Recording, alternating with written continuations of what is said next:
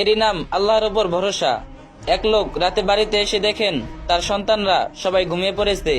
স্ত্রীকে জিজ্ঞাসা করলেন, ওরা নামাজ পড়েছে? স্ত্রী বললেন, বাড়িতে কোনো খাবার ছিল না, সবাই ক্ষুধায় কান্না করতে করতে ঘুমিয়ে পড়েছে, নামাজ পড়েনি। ওদেরকে জাগিয়ে দাও, ওরা নামাজ পড়ুক। ওদেরকে জাগিয়ে ওঠালে খাবার না পেয়ে ওরা তো ক্ষুধায় আবার কান্নাকাটি করবে।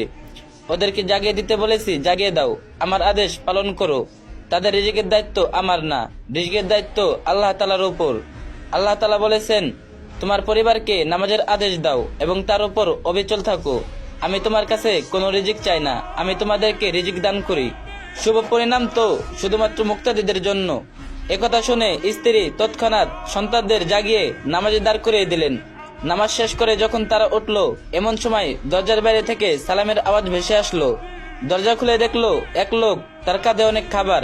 লোকটি বলল, এগুলো আপনার পরিবারের জন্য, গ্রহণ করুন। লোকটি কৈফিয়তের সুরে আরো বলল, শহর থেকে একজন নেতা আমার বাসায় মেহমান হয়ে এসেছিলেন, তার সামনে আমি খাবারগুলো পরিবেশন করলাম, কিন্তু খাবার শুরু করার পূর্বেই আমাদের মাঝে প্রচন্ড কথা কাটাকাটি হয়ে গেল। মেহমান রাগান্বিত হয়ে কিছু না খেয়ে চলে গেলেন। অতঃপর আমি খাবারগুলো নিয়ে বের হলাম। ভাবলাম, আল্লাহ যেদিকে নেন, যেখানে নেন সেখানে খাবারগুলো দিয়ে আসবো। আল্লাহর নামে শপথ করে বলছি। হাঁটতে হাঁটতে আমি আপনার দরজায় এসে দাঁড়িয়ে গেলাম। আমি বুঝতে পারছি না কে আমাকে আপনার দরজার সামনে এনে দাঁড় করিয়ে দিল। সুবহানাল্লাহ। ভিডিওটি ভালো লাগলে একটা শেয়ার করে দিবেন, আর যে যত পারেন